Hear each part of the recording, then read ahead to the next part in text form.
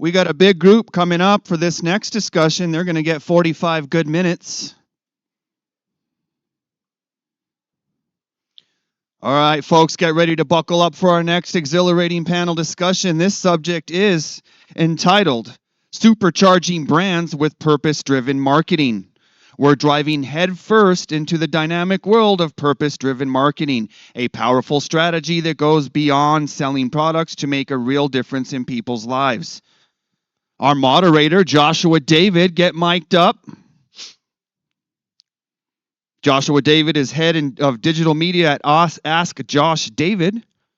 Joining him today is the founder and CEO of Soul Brand Media, Robin James.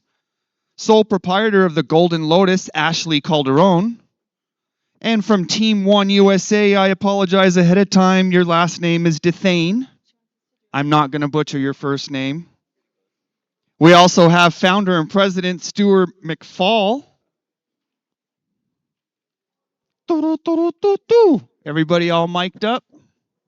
Welcome to the panel, guys.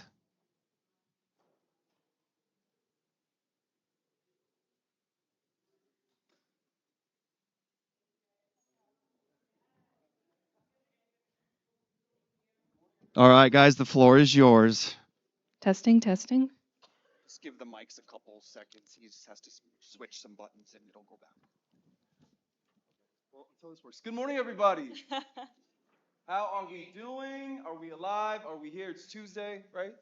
I think so. Yeah. Yep. Okay. Cool. Bless you. Hello. Hello. Okay. It should be all. Testing. Testing. Try to talk a little louder. Try to talk a little louder. Check. No? No. Want to switch?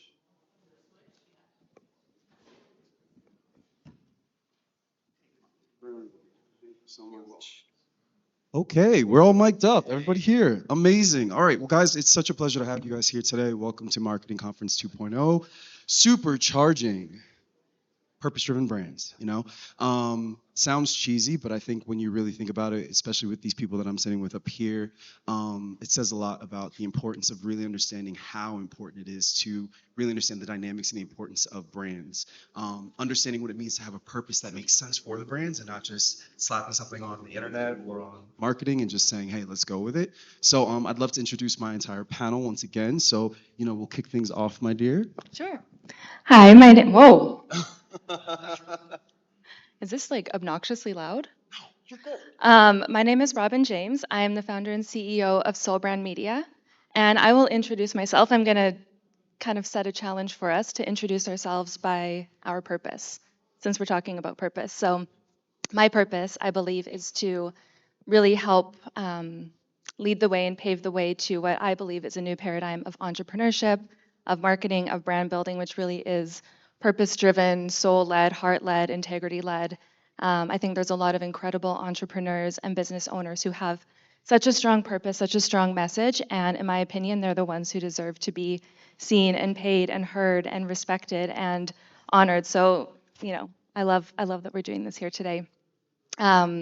And really, my process is starting with brand strategy first and rooting that in purpose and then building that all the way up into good design, good marketing strategy, education, leadership, really helping others find and express their purpose in the biggest and brightest way possible. Wow, don't really know if I'm supposed to follow that one up. I'm Sapo Datani. I work for the agency of record for Lexus. I would say, in terms of purpose, I think I definitely follow exactly what Robin was saying, but I'm more so along the lines of letting each person find their own purpose so that they can create something larger than themselves. There's a lot of times people lose identity in work. That's the hardest thing to do, where your work becomes your identity and then you lose yourself. So I would say it's empowering each person to have their own purpose, whether that be creative, strategy, account, the suits, which I still love them, but it is what it is. But letting each person have their own purpose to then empower each other. I'm Stuart McFall Associates, San Francisco. We're a full-service marketing agency. My purpose started when I was 19, and it was based on a traumatic life incident. And it provided the foundation for what I wanted to study in college, what I first did in marketing, and has evolved to today to be doing virtually the same thing that I said that I wanted to do at 19, was to take people and their ideas and help elevate them to the point that they can bring it to reality. I'm Ashley. Can you hear me? I'm Ashley Calderon. I'm the sole proprietor of the Golden Lotus, which is an e-commerce business. It's a yoga apparel lifestyle brand. And my purpose is to truly reach the masses, to empower and go after your dreams and don't give up. I built my brand from the ground up, and it was just like the lotus that blooms in the murky waters.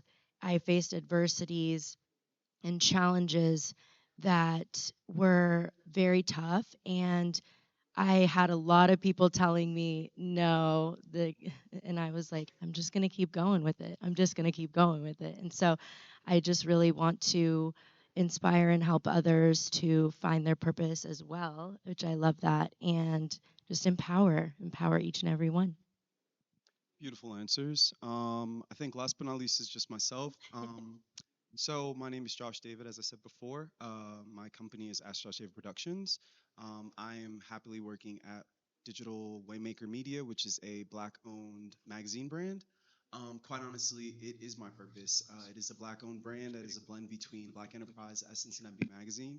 And essentially, we're shining a light on industry leaders. It's not focused on celebrities. It's focused on industry leaders who are cracking the systems. Because even though 300 years later, we're supposed to be somewhat for free, there's still a lot of hurdles and gateways and gatekeeping that keeps Black and brown leadership from getting the light that they deserve to be shined on. So that's what I'm here for. I'm here for opposite myself, but also to speak as heavily as possible about digital Waymaker.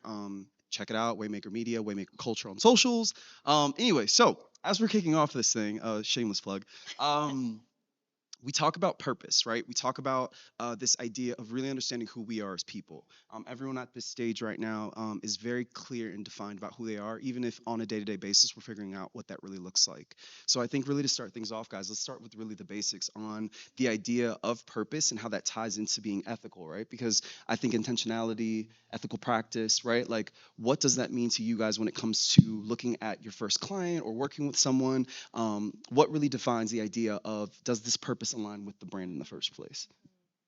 Yeah, I'll kick that one off. Sure. That's my favorite thing to talk I about. know. And I'm actually I love what you said, Ashley, about the symbology of the lotus and something beautiful rising from the mud, because I think that when we're looking at purpose, whether individually or within a brand, oftentimes it comes from that really hard place. It comes from our trauma and our PTSD and our triggers and our wounding. And I think that as hard as it is to kind of go into that and face that and look at those things, I believe that your hardest moments is where your purpose lies. And you were given the gifts, the perspective, the insights, the wisdom, the family, the friends, as good or bad as they are, you were gifted that in order to navigate those hard moments so that you can then transform it or alchemize it and go and shine and go and bloom like the lotus. And so I think that from a marketing and brand perspective, the first thing we need to do with our clients is to actually have that conversation and go and ask the hard questions. Ideally, make them cry, right, Stuart?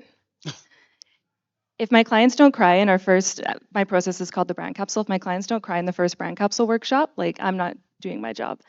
So we want to get to that deep place, to that true place that feels like, wow, I feel like I just touched my soul for a minute there. And once we can articulate that and uncover that, then how do we turn that into great strategy and great design? So I think that I've noticed, having run hundreds of clients through this process and starting with purpose first, I noticed that it's the hardest conversation, even for the ones who are super, super clear. It's the hardest conversation because it can be triggering and it can be difficult, and you do need to have a Kleenex box ready. But it's so worth it. And I say this to my clients all the time, like taking the time, and I love Brooke, like you, I don't know where you are, but she set us up. Thank you. You set this up perfectly. We're taking the time to go into your purpose, into your brand, into the heart and soul of who you are, what you want to be known for, how you want to show up and shine.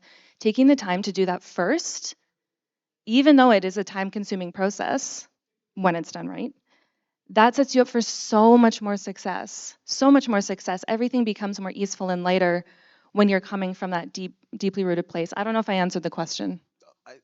I think she did, right? Anybody else want to take a whack at Well, it? Do can we I feel? pass that to Stuart to talk about the time that you made your client cry? Because I think that's a really powerful story. It is a good one. You said it exactly right, and I think this is something that we have to remember every day that we're dealing with purpose. Is that I've found, and I studied hundreds of companies, purpose-driven companies, and I always found that their story was rooted in purpose, but the purpose was rooted in two things: pleasure or pain. 95% of the time, it was pain. And what's really interesting is that when you get in touch with the pain, you not only help define a purpose, but you help define a mission for them.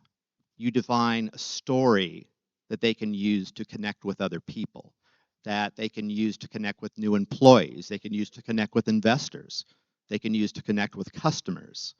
And I'll give you the example that you were referring to. So I had a client who had an AI company, and they were bringing AI to the manufacturing floor. And let me be honest, that's one of the most boring fucking things you would talk about ever.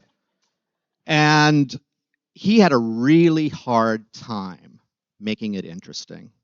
And so I said, well, why are you doing this? He's a big former lawyer, football player kind of guy. And he said, well, what do you mean? He goes, well, because it's really important, because floors need to be more productive. I said, but why? But why? And I got to tell you, when you're looking for purpose, go for the but why. But why? But why? But why? We did about 6 but whys, and his eyes filled with tears. And I said, okay, so what's the why here? And he said, in my little town, when I was growing up, when I was young, my father, everybody we knew, lost their jobs when the manufacturing plant shut down. And it was taken away by automation. And I've realized that I can bring automation to my city, and I can bring all those jobs back. That became his purpose. That also became his opener when he was seeking investment, his opener when he was looking for clients, and his reason why he got all the money he needed to start the company, and he got all the pilots that he needed to prove the technology. It's that emotional connection. And the hardest thing, I'll add one thing to purpose. I think purpose works best when you tie it to vulnerability. And that's probably sometimes even harder for people to play out consistently. I think you've said that beautifully. I think too often we try to be cookie cutter with a lot of these brands, and it just doesn't work. You know, because again, what's the emotional charge for consumers to even be interested in the first place with purchasing, investing, being an interested client? So I think a bounce off, and Seppo, I'm coming to you last, but Ashley, you know, you being in the space of brandware, right? And relating that to Lotus, I think speaks on essentially just kind of charging these emotional charges towards it. So, what do you think helps you be able to successfully kind of launch your company, relate it to consumers, and kind of have this storyline of like, because you know, often I think I don't know if a lot of people are familiar, but you know, Lotus going into yoga and going into the chakras, and really understanding that there needs to be this alignment of self, this alignment of the ideal of who you want to be, and then by doing that, truly, I mean, you're able to kind of soar, is what they say in all the books, right? So, would love to just know your perspective. Yeah, absolutely. I think that there's a lot of internal work as well as external work. So I really had to dig deep inside myself and truly see, why do I have these limiting beliefs? Why do I feel like I'm going to stop right here, or it's going to be 10 years from now that I'm going to reach this goal? Why does it have to be 10 years? Like, why? I had to kind of change my way of thinking and really realize that I can go as far as I wish to go, as I put the effort in to go. And it was just such a liberating experience because, I lost a lot of family members through their opinions about things, and it was a very dark time. But in that darkness and going internal, it was the most beautiful gift of my life because it freed me from really having these limited beliefs that I don't really know where I even, established those, they just were there. And so it took that internal work and that external work. So to prove that what's going on the inside has to align what's going on the outside with the actions. And, just I'm the type of woman that I want the best for everybody. I want everybody to have their purpose and feel it within their bones and their body. And it's just such a beautiful thing, the journey of aligning with your purpose. Beautifully said. I think Teppo, you coming from being an attractive producer, you've worked with agency and the brand side, and I remember we definitely talked about. I think people really, I hope they don't, but they underestimate producers because I think you're always seeing things from a zoomed out perspective. Do you know what I mean? And you're the connector, you're the dots, and so would love to know kind of. I think people think it's so easy. Okay, it's like, hey, I got a Shepo on my team. I'm good. I'm good. Like. He can take care of everything. What do you think really are the hidden factors? I remember you saying how the who, what, where, when, and why of the brand is so easy, but it's like, what does that require? Right? It's like, okay, so we figured out our purpose, but how do we really launch this brand the right way? And I know you have a really great perspective about that. Yeah, sure. I have a lotus tattoo, so like I'm just saying we're 100% aligned right now. um, but I think it's like we also talked about this before was like clients will get mad at me. Mhm. Like they will start the meeting and they won't like me because I'm kind of pushing them for something else. Like, is it really possible to do this? Do we really have the money? Are you actually putting forth what you want out of this? And so I think everyone in the room is aware of what happened with Budweiser in 2021. I was tasked with something similar for Lexus, and you know, I asked them the question again, like, why are we doing this, and where do you want to put it? I understand that you're just trying, part of it is this part of your brand, but like, is the other person's purpose aligned with us? And it just happened to be that we pushed and we pushed and we pushed. I cried during that project. Mm. Um, there was some money lost, but in the end of it, it actually opened up the brand to like a new framing, not just luxury vehicles, not just a pretty shiny thing, but a diamond that's created through pressure and heat to make something that could actually touch people. A lot of my friends, it was a great project, but it's telling them like, hey, where are you really going with this? I'll get it done. Mhm. I will get it done. But like, where are we going? So yeah, just asking the question why, um, and just making sure like, hey guys, have we thought this through? Do we have the right people? Mhm. Down to the art director that's working on the artwork for a mock-up for an Instagram post. Like, is that the right person for this? Is this someone who actually believes in? Worked with a transgender individual, and I needed to make sure that we had the right creative director, even down to the right production company. Made sure their values aligned with ours, and we shot it in a specific place in order to get that achieved. So, yeah, I think it's just making sure that all the pieces are right because each one of those people will have purpose and then create something that's bigger than themselves, as I said before. I think you hit the nail on the head. I think, people oftentimes want to hire you and they want a yes man or a yes woman or yes person. That's not always the case. Sometimes when I'm doing that kickoff meeting or that, scope meeting, I'm like, I'm going to Mary Poppins or, Nanny McPhee the hell out of the situation. And they'll laugh. And I'm like, no, really, you may not like me because you can't bring on a person of color, LGBTQIA, a woman, and have certain views or certain purpose-driven motives for the brand without any are the emotional intelligence in the room, because you'll fail.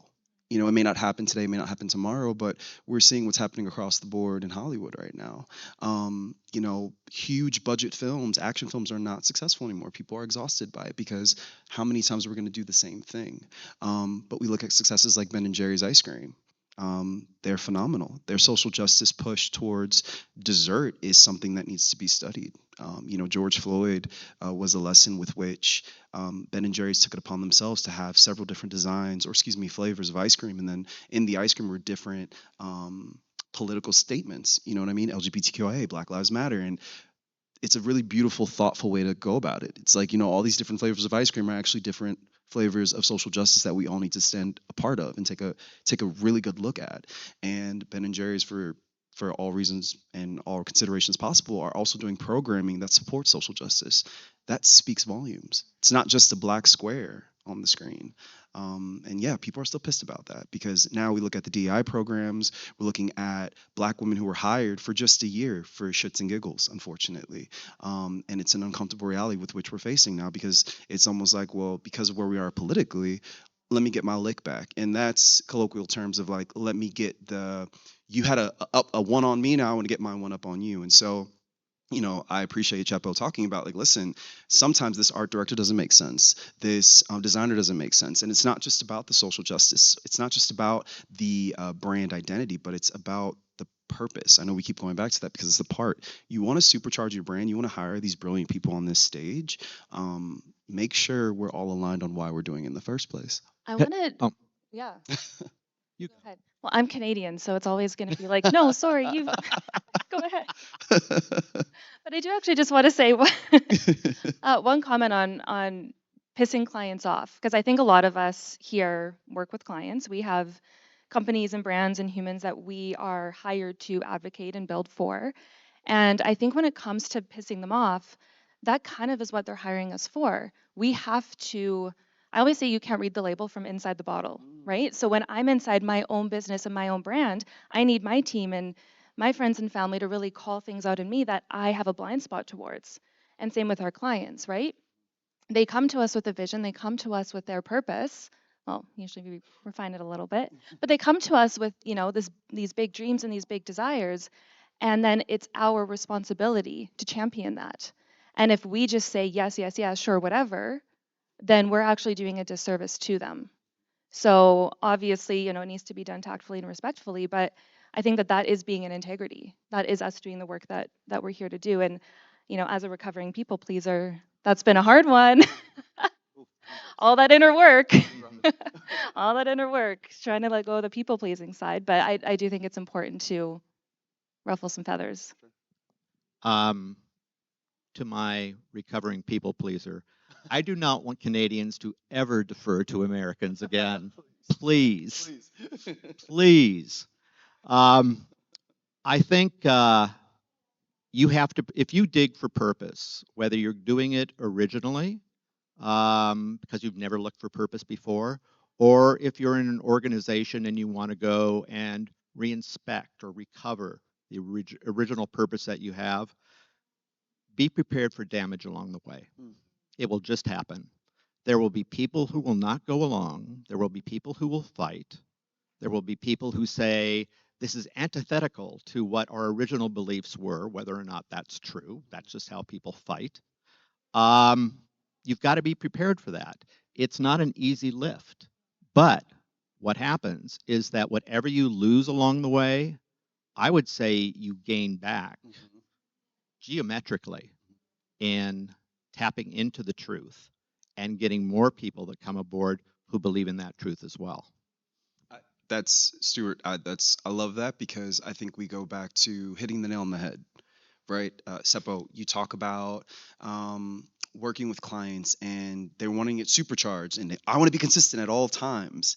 Can that really be the goal, though? I mean, based on your experiences, you talk about that. Like, can that be the goal if we're not even clear on why we're doing it in the first place? Like, Seppo, I want you to fix all of this, and I want posts every day, and I want the marketing to be every day, and I want everyone, and it's. Can that all be done in one fell swoop? Because I think people really assume you're gonna wave a wand and, oh my No God, shot. it's all better. Yeah, no shot. Yeah, No. yeah. Do you want to give like an example of something where you've had to? I mean, you've talked about Budweiser, but in a situation where you've just had to be the brute force and So I'm not calling out clients' Oh, names, don't do that. but an electronic company that I was doing some advertising for in China and the US wanted to put out the same content for both regions. Wow. Big no no. Wow. Big no no. No. Person who ran the agency that I worked for, he and I kind of got into it. Mm. He was like, do what the client wants, do Mhm. what the client wants. Me and the creative director, we had a powwow and we had to shut him down. Mm. It was a good conversation. It was a hard conversation because I was really young in the game. I was running a team of 13 Mhm. and I was 23 years old, Wow. but it was worth it to me. Like, it was worth it to me to make it worth it to them, and then also make it worth it to my manager at the end of the day. We didn't do that. We actually went out and shot something in Texas during COVID, had to drive 1,200 miles because we couldn't fly, and it was wild. Yeah. It was wild, but it was worth it. It was all worth it. And that's me putting in the work because I feel that I have a purpose. I have a duty to my client and to myself to say, the work should be solid. Mhm. Like, let's make dope shit. Like, what else is there to make? Right. I don't think that there's any other option. Right. I mean, there is, but you know. So that was a situation where it was just like you just push, push, push, push. Any no's are just yes and or a maybe. Yeah. Never really take it as no. Yeah. And Ashley, what about you? Like when you're dealing with kind of bringing your programming, your brand to life, have you come across any people where you're just like, it's a hard hell no for me. This is not at all aligned with where I want this brand, especially being a young woman. Like, do you face certain things that, you're just like, you'll sit here and you're just like, I cannot believe I had to go through that, but like I've learned so much from it because you have such a calm personality. And I'm like, I wonder what Ashley looks like when somebody just really is completely unaligned with her brand. And what does that look like for you? I think I just say it as blunt as possible, but as kind as possible.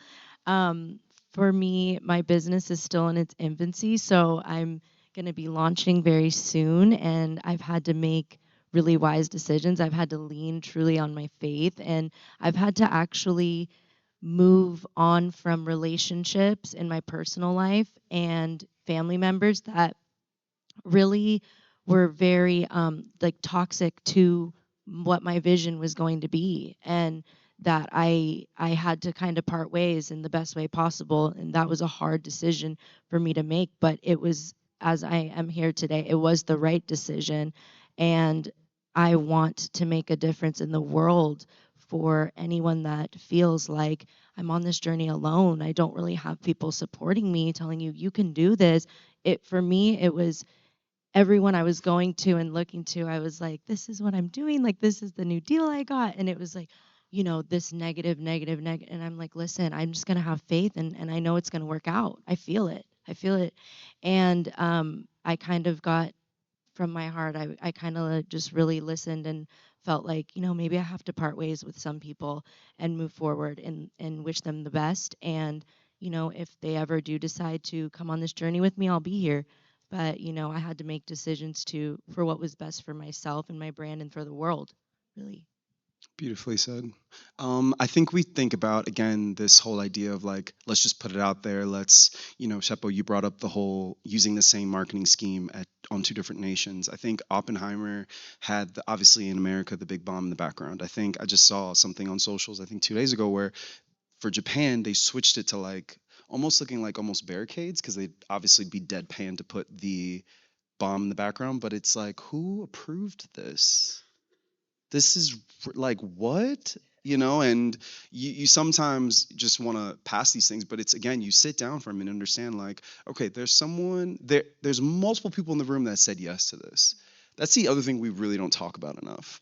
You sign something and it goes up through 7 channels, and then you get blamed being on the bottom part where it's like, who's the person that originated the idea? Okay, but who's the person that's getting paid several $1,000s on a weekly basis and passed it on as well? So I think, can we all talk about the importance of, it's not only just purpose of you leading the charge, but everybody else getting on board with it. I think we talk about lighthouse marketing. Oh, yeah. Yeah. Oh, I got you on that one, that was a right? nice little tee up. Gotcha. But I will speak to that for a second. I think that there needs to be checkpoints along the way embedded into the company on how are we actually living our purpose and how are we kind of tracking that and monitoring that. And I know all the beautiful data brains in the room, maybe you can think of some kind of model for that. I was actually just at a MBA alumni night a couple weeks ago, and they were talking about ESG as a measure of purpose-driven companies, and I'm like, I don't know if that's quite it. I don't know if that's it. So I think that we need to figure out as a team, as leaders, whether it's in our own business or with our clients, how we're actually embedding purpose along the way. How are we actually living our values? And I find it is helpful to talk about kind of what that looks like. Like, sure, this value sounds lovely, and I think we can all understand what the definition means, but what does it actually look like in our company, and how do we actually make decisions based around this? So I think that that's really where a lot of the work of leadership needs to come in. But I'll go back to Lighthouse Marketing. So this is my philosophy on marketing. Um, I'm sure people here have heard the Anne Lamott quote where something along the lines of the lighthouse doesn't go out into the harbor looking for boats. The lighthouse stands there shining and the right boats come into its harbor. And that really is my personal philosophy and belief with marketing is that when we really can stand and shine in who we are, in our values, in our purpose, in our integrity, in our full expression, whether we're a solopreneur or a large company, when we can stand there and shine, the right people come into our harbor. We don't have to go out there and chase them.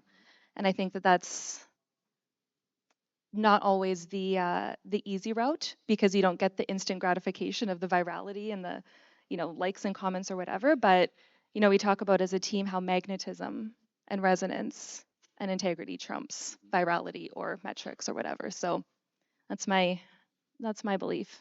And I got to say, what's really weird is that your philosophy and my philosophy are both rooted in maritime analogies. So my I did read your book. He has a really good book. oh, thank you, Yes. thank you. um, what I believe is that companies tap into their purpose, put the programs in place, get everybody aboard, and then go about the business of doing business. And it's very much the same like somebody trying to pilot a ship. You have the sea rumbling around you, it's blocking the view of the land. You lose direction. You cannot help but lose direction. So, what we often do when we work with companies is that we come in as external consultants and we just assess, are you staying on the path or not? And we call it our crow's nest. So we're like somebody in the crow's nest who's saying, you're aiming over there, but you're going over there. Here's what you need to do to get back in track. I think you always need to have somebody being that kind of external observer to help you stay to your truth. Bars. Um, I really want to highlight. I want to highlight what you guys are saying because I think too often we work at brands that want to do 6 things at one time. Okay. Right. Okay. I mean, so there's not enough Adderall in the world for that kind of to happen, right? Something that I've come across where, I've worked at a brand and they just had a huge movie. I'm not going to say what brand. And they wanted to do this huge brand push for making this toy more relatable to the world. Okay, great. You know, Josh, fix it. Do the magic wand thing. Okay. You sit down and really understand like what is this brand missing? This is back in 2020. It was during COVID. So it was 2019, 2020, right in that space of time. And I'm looking at the brand and I was like, this brand can and will be more relatable if the brand understood that this world is not just one look, right? Not everybody looks like Margot Robbie, if that connects you guys to what I'm talking about. And this brand was like, yeah, you're totally right. And so I'm working with this amazing team, this graphic designer that I hired as a social media manager. And he's a young black man. And we worked tirelessly on really kind of creating this more synergistic approach to like what this brand could be for people, right? So we're like, listen, it's an everyday, this toy is an everyday person. So we were like, listen, make it more relatable, make it more relatable. So They made it more, the agency that I was working with made it more relatable. They put this deck together. We didn't get to see what it looked like, right? Because as always, we'll take the ideas and run with it. And I'm like, okay, cool. And so we're sitting on this call with the team of Margot Robbie's, whatever, the brand that I'm talking about, I'm not supposed to say. And there's videos and social assets of, dolls, different colored dolls. And, the white female dolls are doctors and teachers. And then they pull up some of the Latin and the black dolls, and they're all dressed like hip hop dancers. And I mean, bellies are showing, the clothes are really tight. And I'm just like, is emotional intelligence in the room? And we're in the room, and you have to realize there's two young black men on this call, and everybody else is white women or white gay men, which is fine. And no one was triggered at all by these slides. And I'm like, what do you think? And I'm sitting there like, groundbreaking, Meryl Streep energy, like groundbreaking, right? And we get off the call, and I reach out to the CEO, and I said, you cannot let this pass.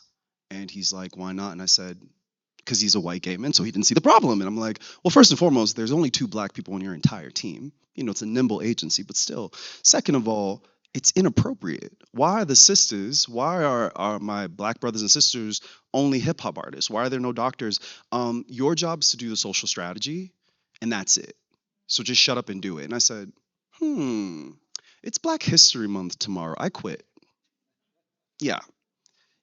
There's only so much we can do, and Chepo's been through it, we all have been through it, where it's like you'll have the arguments. That's not so I'm not going to go above and beyond on this, because it's not even approached. Your purpose and my purpose is instantly, right? And whether this was a 7-month contract, it was supposed to be a year long, and I cut it short because that's not something. If we're not even, the shut up and dribble immediately felt like that same energy, where you asked me to come on here and help you identify the ins and outs of what you're trying to do when you're trying to garner this black and brown attention. You're trying to get a bigger audience. You're trying to showcase you can work on these brands and look out on the scope of everyone's expectations, and you completely shut it down. So I say all that to say that this is what we're talking about, supercharging purpose. You don't supercharge that way. And so you fast forward to 2022, where I saw an article, Margot Robbie brand is phenomenal. Their social strategy is phenomenal, and it's literally the social strategy you came up with.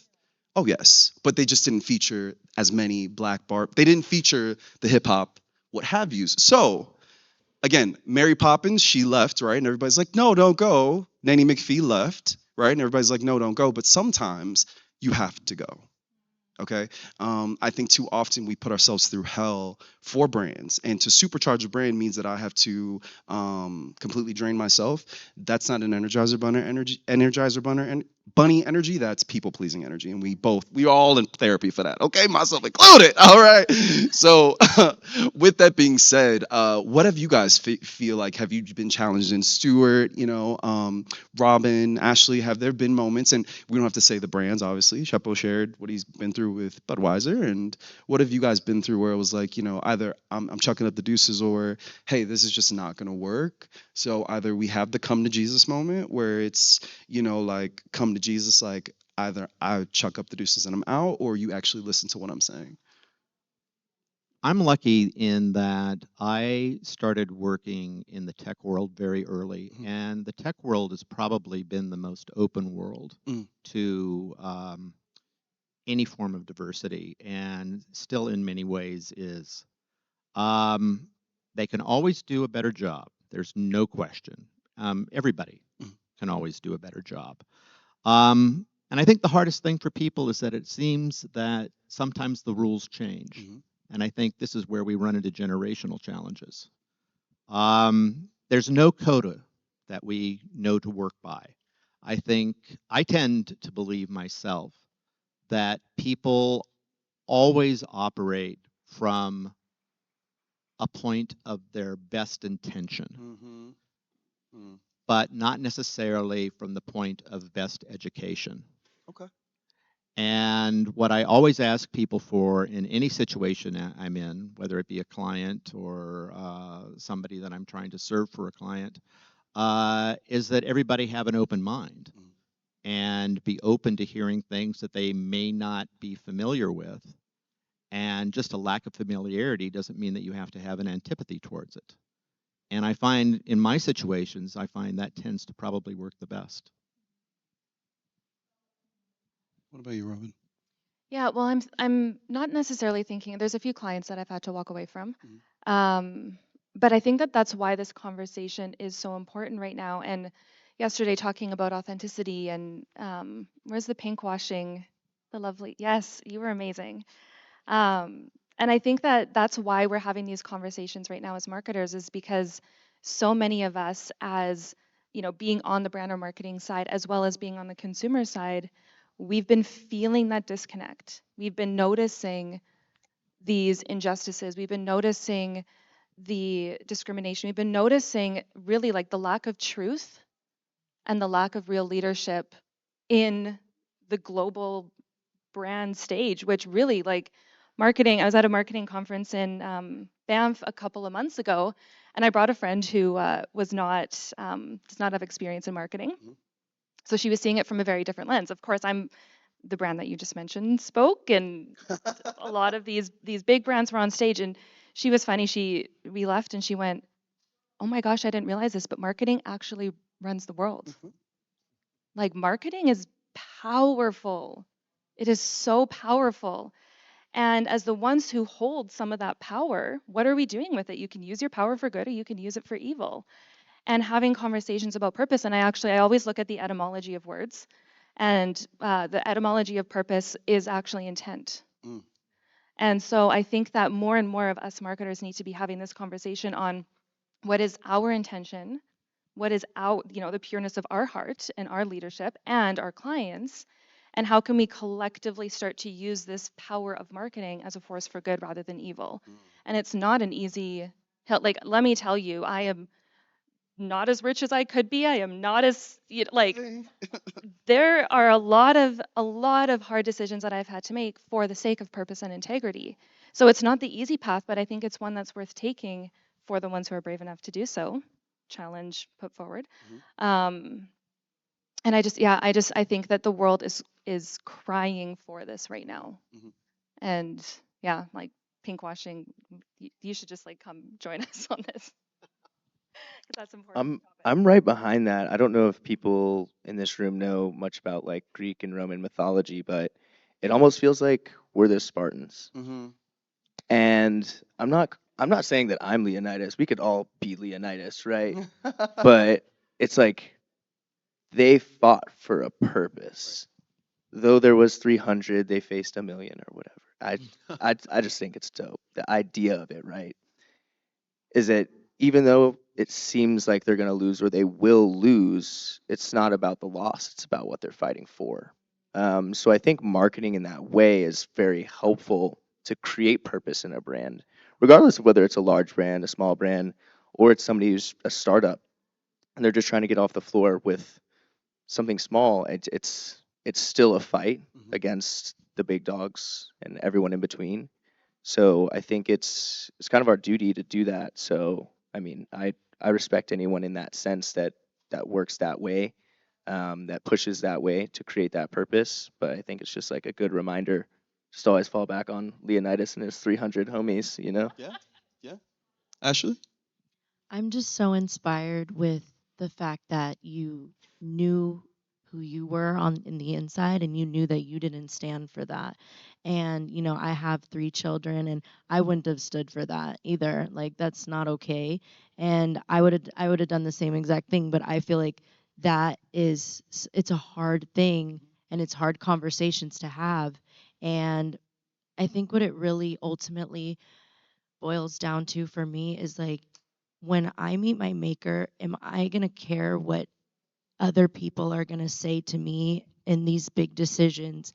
No, no, I'm not, because I want to do the right thing and I don't want to stand behind any hate or anything that's not really for the world's best good, the highest good, really. And so I just really am so inspired by everything that you guys have said, because it really, there was a lot of lessons that I had to learn, and I had to really realize that there are gonna be people that aren't gonna like me. There are gonna be people that don't like what I have to say. There are gonna be people that don't feel like what I'm doing is important.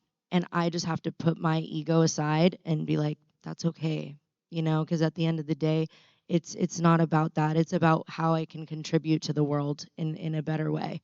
So I'm really inspired. Oh, Asha, that was beautifully said. I think you look at everybody on this panel, and whether it's the tattoos or the crystals or the lotus flower concept or Stewart's book, which pretty much again aligns with a lot of what we're saying. I think too often, I don't mean to get woo woo, but everybody's been woo woo on this stage.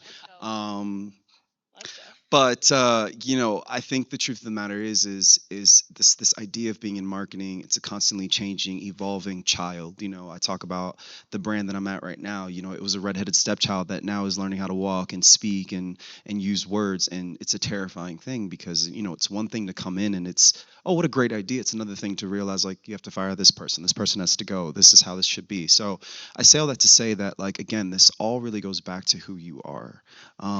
These character defining moments, whether you're quitting a job or I'm going to get this tattoo for myself, not because it's cool, but because it defines a moment in my life that says why I'm doing what I'm doing. So again, going back to this idea of what is my purpose, we're all choosing these very stressful jobs. Lord knows I'm still trying to get these hair growing back, but I think we often miss the mark, and I think brands miss the mark. Stuart, you talk about too often people go off track. How do we handle brands that go off track where it's like, Stuart, I love the first idea, I love the second idea. Listen, I was thinking last night. It's like, don't do that. That's why you hired me. Don't do that. But how do we handle people that get off track where it's they're drinking the hunch punch, they're drinking the Kool-Aid, where it's like, I got a really dope tattoo and a piercing because I was hanging out at Teppo and I was like, I want to be just like this guy. Like, how do we keep brands from almost taking in our idea, not understanding, like, I'm not trying to change you, still keep what you're doing, be inspired by what I'm offering, but don't take my idea, my IP, and literally turn it into your, because then at this point you might as well just shift over the brand to me. So what's a way we can help brands, like, whoa there, you got to be quicker than that, and kind of keep them on this path of, like, this is a relationship with which we're trying to help define you, not I honestly think this is where we need to get human. So often we try to speak from business terms, and the fact is people really relate on human terms. I think you need to get to know the individuals that you work with, and you need to understand how that individual's mission ties to the mission of the organization that they're representing. And anytime you see them start going off track on that, just talk to them in a very human way. Hey, does this represent what your values are? Because certainly doesn't seem consonant with yours or the organization's value. And I found, it's gentle nudges like that that can sometimes feel like a slap in the face to them. Absolutely. And because you are approaching them as humans rather than as anything else. And that's the thing that we have to remember at the end of the day, is that we are humans dealing with humans. And I think very often we resort to language or methodologies that get in the way instead of just saying, hey, person to person, here's what I think. What can we do to make this better? Because I find people respond to that the best.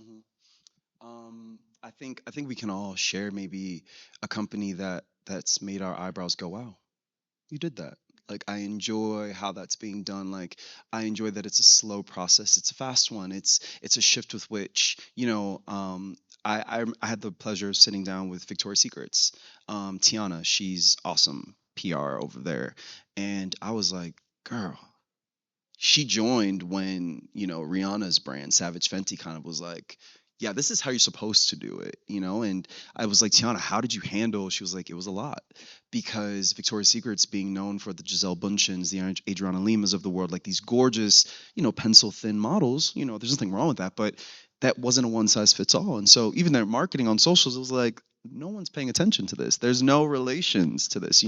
Savage Fenty, Rihanna has, handy-capable people. She has queer people. She has, heavy set people. She has medium set people. She had the gamut. And what was incredible about that was watching the fashion world and the models like, I want to work on this brand. Victoria's Secret too.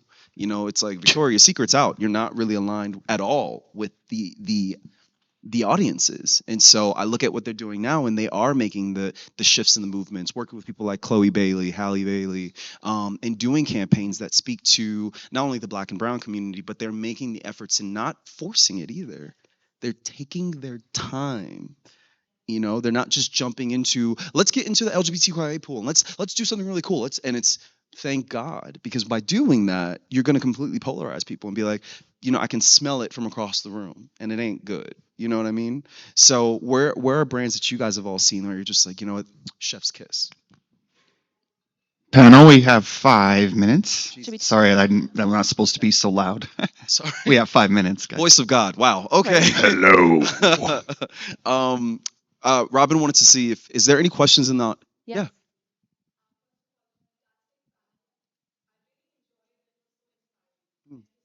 Thank you.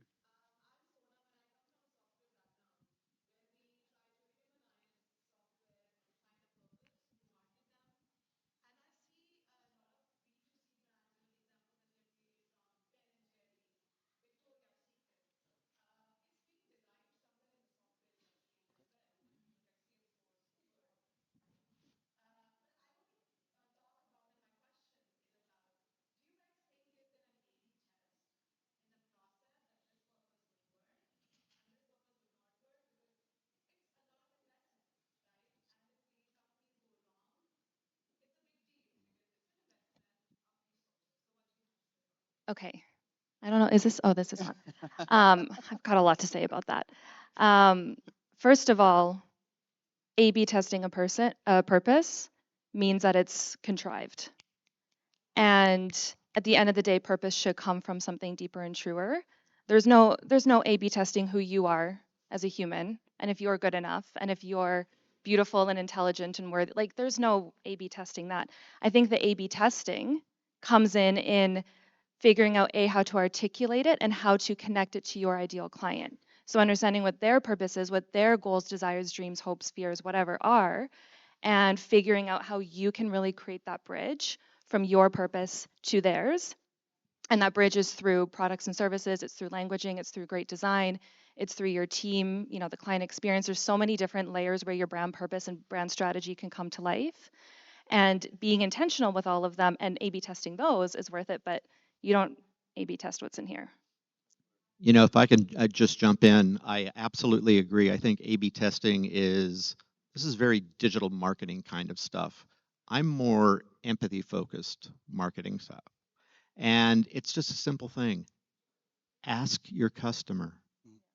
Say, this is how I feel. Does this resonate with you? And they'll tell you, and I got to tell you, they'll give you the best direction you can possibly have. And the fact that we only engage with customers occasionally rather than on an ongoing basis, I think is the single biggest mistake any marketer can make. You need to have something where, particularly today with Gen Z, where you're workshopping something with your customers all the time. And look at it as workshopping. You're creating something together. That's going to build loyalty. That's going to build sales. Sonia, I just want to add on to that. Thank you for your comment for us, because you know these people are hella dope. So first and foremost, but second, coming from the digital background, because you know that's the soul background. But when it comes to this kind of thing, it's first and foremost seeing what everybody in the company is feeling, right? That's the first thing. Then the second thing is really understanding like who are the consumers that you have right now, and not doing I'm not saying to go around and start launching a whole bunch of different campaigns on emails, but I hate to say it, doing the survey thing and letting them know that, hey, this is a process where your opinion might actually help us drive to what we're doing in the first place, right? Whether it's coming forward and, you know, hey, we really want to come out on TikTok, or we want to come out, well, that's not going to be around anymore. God may it rest in peace. Social platforms in general, right? We want to show up. I think we look at Airbnb and we look at Uber, for example, and they have done that.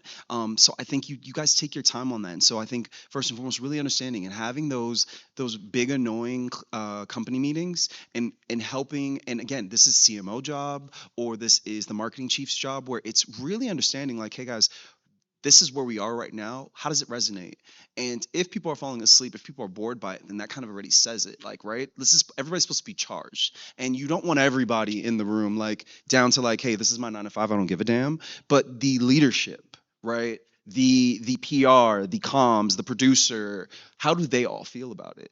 And if you guys align, and when you guys align, then have at it. Really have at it. Like, if you want, well, Beyonce, everybody wants Beyonce, but if you want, if you want Jay-Z to, or perhaps you want, MLK to somehow represent this brand. If you want, who's my amazing actor from Million Dollar Slave? What is that movie? It doesn't even matter. If there's somebody that represents the brand, if there's a vision, if there's an icon, if there is a person in the company that personifies what you guys are standing for, if it's even the leader, the founder himself, put their face out there, put the story out there. If they can emotionally charge everyone on this software, I wanted this software to protect people better because my house got hacked and I couldn't even walk into my door, then do that. And then from there, the rest is really easy. It's really kind of building out that storyline. But you got to find someone that when they get on this camera, you're like, damn, that made me feel something. Like I felt a tick, I felt a hit, I felt something, and let it be real. Because if it's not, if you say you're a vegetarian and I see you at In-N-Out Burger, we're gonna have a problem. You understand what I'm saying? And on that note, thank you very much, hey. panel. That was excellent. Namaste. Thank you very much, everybody.